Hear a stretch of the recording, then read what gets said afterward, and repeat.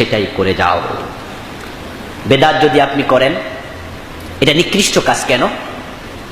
হযরত সুফিয়ান আস-সাউরি রাহিমাহুল্লাহ বলেন, ইন্নাল বিদআ আহাব্বু ইলা শায়তান মিনাল মাসিয়া লিআন্নাল বিদআতা লা ইউতাবু মিনহা ওয়াল মাসিয়া ইউতাবু মিনহা। বলছে শয়তান যদি কাউকে জেনা করাতে পারে, মদ খাওয়াইতে পারে, আর কাউকে বেদাতি কাজ করাইতে পারে, এই তিনটা কাজের মাঝে শয়তানের কাছে বিদআতটা সবচেয়ে বেশি প্রিয়। কারণ কি? বিদআত শয়তানের কাছে কেন প্রিয়? কারণ যে ব্যক্তি মদ খায়, চুরি করে, জেনা করে, সে তাওবা করার সম্ভাবনা আছে, সে বোঝে এটা যে অন্যায় করছে। কিন্তু বেদাতি যখন বেদাত করে, সে তাওবা করে না, বরং হে আরো সওয়াবের নিয়তে বেশি বেশি করে করে। এই যে আমরা বলি ইল্লাল্লাহ জিকির করবেন না, ইল্লাল্লাহ জিকির করবেন না, কিন্তু মুরিদারা আরো বেশি করে। আজাদ হুজুর যেহেতু কইছে করতাম না, আমার হুজুর কইছে আরো বেশি করে কর। আমি ওয়াজ করছি গতকালকে, কথার কথা এক মাঠে, ওখানে বলে আসছি এই করবেন না। এক সপ্তাহ পরে এরকম ওয়াজ আমরা আর একটা দে, কাউন্টার ওয়াজ দে। কাউন্টার ওয়াজ দিয়ে আমরা বরং ওই ইল্লাল্লাহ জিকিরটা আধা ঘন্টা লাগাইয়া করবো। আগে করতাম 15 মিনিট, আজকে করবো 30 মিনিট। আমার ভাইরা কথা বোঝেন নাই? কারণ যারা বেদাতি কাজ করে, বেদাতের ভিতরে তারা সওয়াবের আশা করে।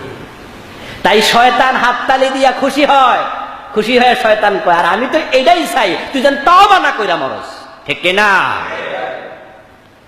এই জন্য সুফিয়ান সাউরি বলেন, ইন্নাল বিদআ আহাব্বু ইলা শায়তান মিনাল মাসিয়া। আমার ভাইয়েরা, সত্যকে সত্য জানুন, সাদাকে সাদা বলুন, কালোকে কালো বলুন। আপনার পীর আপনাকে জান্নাতে নেবে না, আমার কবরে আপনি যাবেন না, আপনার কবরে আমি যাব না।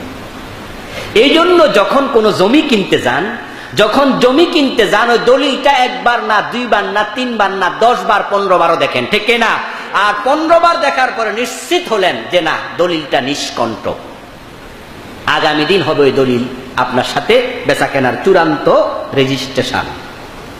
ঠিক আজকে বিকাল বেলায় যদি অচেনা কোনো নাম্বার থেকে আপনাকে ফোন দিয়ে বলে, ভাইজান আগামী দিন যে জমির রেজিস্ট্রেশন করবেন, দলিলে কিন্তু একটু ঝামেলা আছে, আপনি তখন বলবেন 15 বার দেখছি হবে না, প্রয়োজনে 16 বার দেখবো, ঠিক না? বলবেন যে তাহলে তো আরেকবার দেখা দরকার, ঝামেলাটা কোথায় আছে? কারণ যদি ঝামেলা থাকে তাহলে আমি জমিন কিনলাম না ঝগড়া কিনলাম? জমিন কেনার সাথে সাথে ঝগড়া ফ্রি, ওই বেটা লাঠি লইয়া খারাপে, আমিও লাঠি লইয়া যাওয়া লাগবে না, হয় জমিন হারিয়ে যাবে।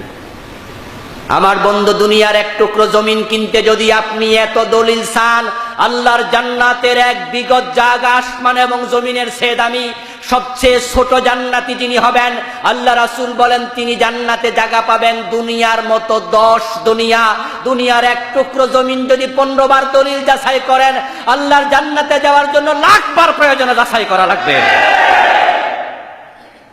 জমক হুজুর বলছে এটা বেদাত, তাহলে আমি দেখি পিসা হুজুর আমার আপনি দলিলটা দেন।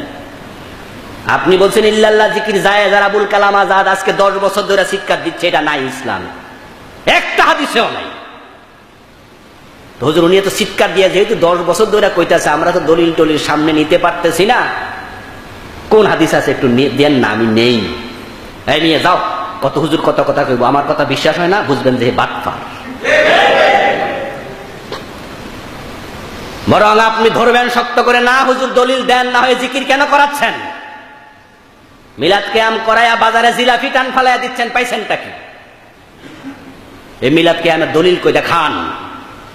তো যে বেদাত গুলোকে আমরা বেদাত বলবো, আপনি যখন শুনবেন আপনার উচিত ওই জমিন কেনার মতো, ক্রেতার মতো আপনি থমকে দাঁড়ানো, দলিল চাই।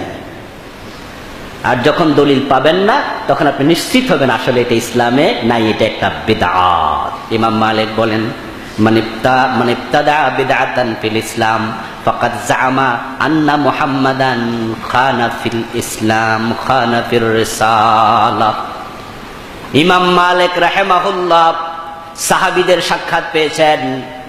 মদিনার ইমাম মালিক বলেন, যে ব্যক্তি বিদআত ইসলামে আবিষ্কার করলো, করার পরে সেটা ভালো মানুষের কাছে বলছে, সে ধারণা করছে মুহাম্মদ সাল্লাল্লাহু আলাইহি সাল্লাম ইসলাম প্রচারে খেয়ানত করে গেছে।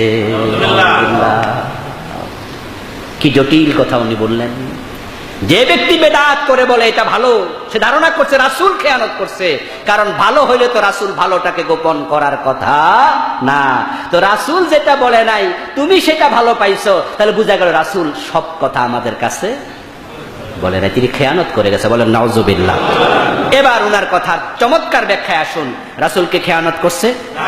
রাসূল সব ভালোগুলা বলে গেছেন কিনা? তাহলে বুঝা গেল আল্লাহর হাবিব যেটাকে ভালো বলেন নাই, তুমি 1 কোটি বার বললো সেটা ভালো হতে পারে না।